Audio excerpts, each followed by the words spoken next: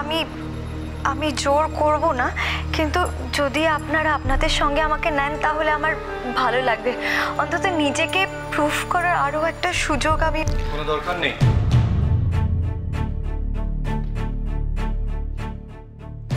তোমাকে আমি বিয়েতে এনজয় করতে বারণ করছি না ঝিলমিল, কিন্তু এই অবস্থায় তোমাকে কোথাও যেতে হবে না। তুমি বরং বাড়িতে বসে থেকেই সেরিমনিটা এনজয় করো। না না, আমি তো গেলে গাড়িতে যাব, আর সঙ্গে ছোট মা থাকবেন, পিসিমণি থাকবে, তাই আমার কোনো অসুবিধা। এদিকে শোনো, শোনো, এতদিন আমি তোমার জন্য চিন্তা করিনি, তোমাকে দেখে রাখিনি বলে আমাকে অনেক কথা শুনতে হয়েছে ঝিলমিল। তাই এখন আমার যতটুকু ডিউটি আমি ততটুকু পালন করবই। কিন্তু অভ্র এখান থেকে ঠিক বলছে ঝিলমিল, তোমার বরং এই অবস্থায় বাড়িতে রেস্ট নেওয়াটা বেটার। আর তাছাড়া কোনো একটা পক্ষের হয়ে তোমাকে আনন্দ কেন করতে হবে? তুমি বরং দুপক্ষের হয়ে আনন্দ করো, কিন্তু বাড়িতে থেকে। অভ্র চলো। হ্যাঁ ছোট, আরেকটা কথা তোমাকে বলে রাখি, আনন্দটা ততটুকুই করো যতটুকু অন্যদের আনন্দটা মাটি না করে। আরে চলো, আমি তো কখন থেকে ওয়েট করছি। আরে ওকে জাস্ট বললাম যে একটু সাবধানে থাকতে। আচ্ছা ঠিক আছে, সাবধানে থাকবে। আরে পাগলি মেয়ে, সব আবার কি শুরু করেছিস? দে দে দে। না না না, একদম না, আমি পরিষ্কার করছি। তোমার কদিন খুব ধকল গেছে, তুমি একটু বিশ্রাম নাও। ধকল? আর তোর উপরে কি গেছে আমি জানি না কো।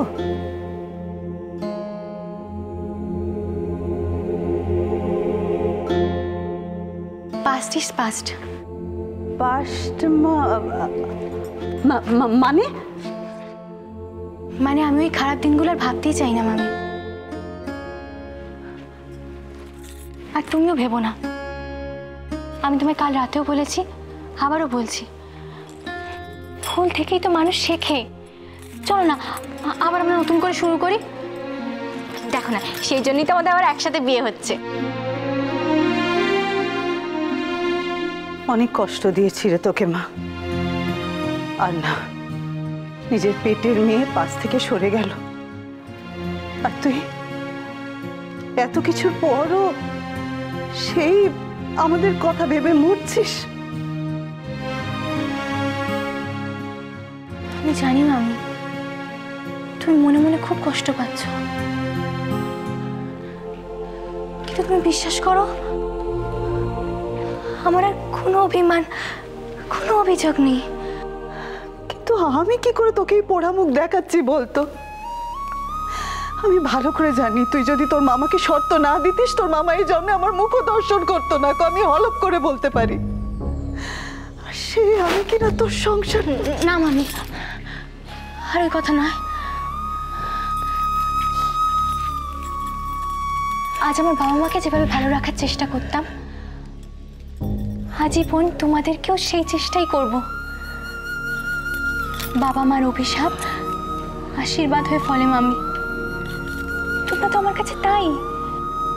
আচ্ছা কনক,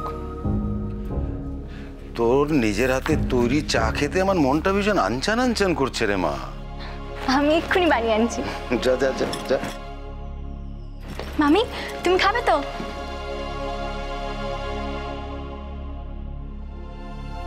এত কিছুর পরও কনক আমাকে আপন করে নিল, অথচ ঝিলমিলের কি একবারও আমার কথা মনেও পড়ে না কো।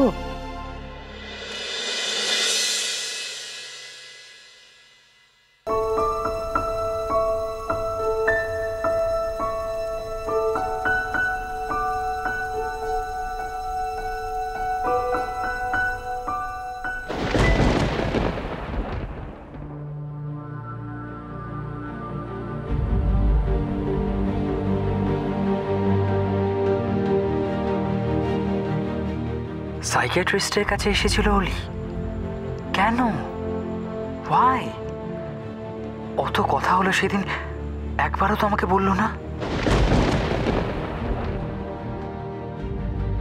ডক্টর, ডক্টর, এক্ষুনি যে ভদ্রমহিলা আপনার চেম্বার থেকে বেরোলেন, উনি কেন এসেছিলেন? ওনার কোনো ডিজিজ?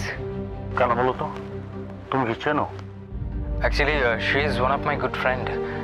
অনেকদিন কন্ট্যাক্টে নেই, তাই জিজ্ঞেস করছিলাম। কিছু বলতে পারবেন? ওর হাজবেন্ডের ব্যাপারে এসেছিল, তা এর চেয়ে বেশি কিছু বলা আমার পক্ষে সম্ভব নয়। তুমি তো ওর বন্ধু, তুমি জেনে নিও।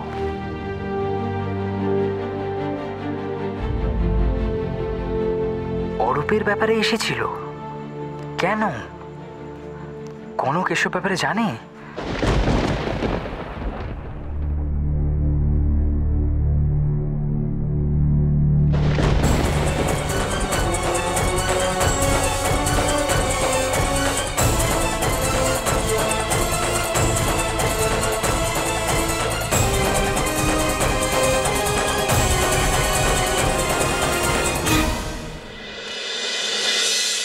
আমার এখন একদম সময় নেই, অনেক কাজ আছে আমার। আরে আরে শোন শোন শোন শোন শোন, একটু বুঝতে পারিস না? কনক, তোকে দেখলে না আমার খুব গর্ব হয় জানিস, আর খারাপও লাগে তার থেকে বেশি। কেন বলতো? যখন যখন লোকে সবাই তোকে ভুল বুঝে। আমারও কষ্ট হয় মামা, কিন্তু নিজেকে প্রমাণ করার না একটা আলাদা আনন্দ আছে। আজ আমি যা কিছু পেয়েছি সেটা হয়তো সেই ধৈর্যটা ধরেছিলাম বলেই। কনক, তুই আরো বড় হবি মা। অনেকের অনেক কিছু শেখার বাকি আছে তোর থেকে, অনেক কিছু। আসতে পারি দাদাবাবু? আসুন আসুন, এসো বাবা জীবন, আসুন আসুন। মামি, আপনাদের মা বাবার গল্পটা আমরা পণ্ড করলাম না এসে এই সময়? না না, এই দুজনে একটু কথা বলছিলাম। আপনি বসুন না, বসুন না, আসুন।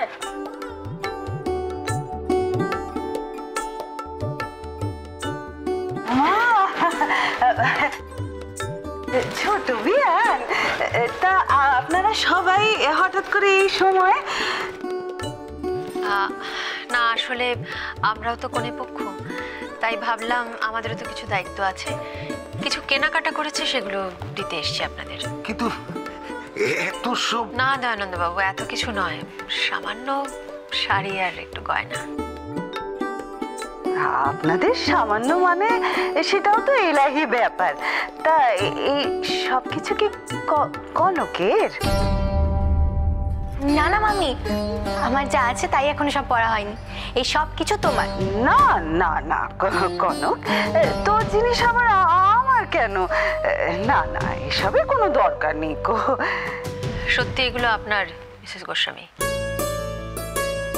কনক ইচ্ছে প্রকাশ করেছিল আমার কাছে যে ও আপনাকে এগুলো দিতে চায়, তাই আপনার জন্য এইসব শপিং করা। না না, ওর বিয়ে আর আমার জন্য কি কি দরকার ছিল কনক? এসবের কোনো মানে হয় রে? তাছাড়া কিছু মনে করবেন না বিয়ান, মানে আমার ইচ্ছে ছিল তো আমি সাধ্যমতো আমি এই বিয়েটা দেব। আপনারা পাশে আছেন, দায়িত্ব সামলেও নেবেন, কিন্তু মানে আমার ইচ্ছে ওই সার্থকী বাবা জীবনের হাতে তুলে দেব আমার এই কনক মাকের ফুলের সাজে। বেশ তো দয়ানন্দবাবু, আপনার যেটা ইচ্ছে হচ্ছে সেটাই করবেন। তা আমার তো কিছু চাই না মামা, তোমরা সবাই খুশি হয়ে দুহাত ভরে আশীর্বাদ করবে, ওটাই আমার সব কিছু, আর কিছু চাই না। বিয়ান, এই হলো আমার কনক, খাঁটি সোনা। জানি দয়ানন্দবাবু, তবে আমার যে একটা ইচ্ছে রয়ে গেছে, কনক আমাদের চৌধুরী বাড়ির বড় বউ রানী, শুধু নামে বা সম্বোধনে নয়, আক্ষরিক অর্থে, আর সে প্রমাণও বারে বারে দিয়েছে। তাই আমার ইচ্ছে চৌধুরী বাড়ির বউ রানী রানীর মতোই বাড়িতে ঢুকবে। আচ্ছা বেশ, বিয়েটা আমার ইচ্ছে মতো হোক, আর বধূবরণ হোক আপনার মনের মতো করে। কিন্তু বরণের ডিপার্টমেন্টটা আবার মায়ের দিকে চলে যাচ্ছে না? আরে বাবা না না, আমি বুঝিয়ে বলছি। এই বাড়ি থেকে বিদায়ের পর ওই বাড়ি পৌঁছানো পর্যন্ত ছোট বৌদির দায়িত্ব, আর তারপর বড় বৌদি টেক ওভার করবে। কি তাই তো ছোট বৌদি? আমি শুধু একটাই কথা জানি শ্রীপর্ণা, যার মনে যা আনন্দ করবার স্বাদ আছে এই বিয়ে উপলক্ষে সব মিটিয়ে নাও। সেই আপনার আর আমার সাধ্য তো এক নয়, কিন্তু স্বাদ তো একই, কনকের মঙ্গল। আমরা সবাই কনকের মঙ্গল চাই।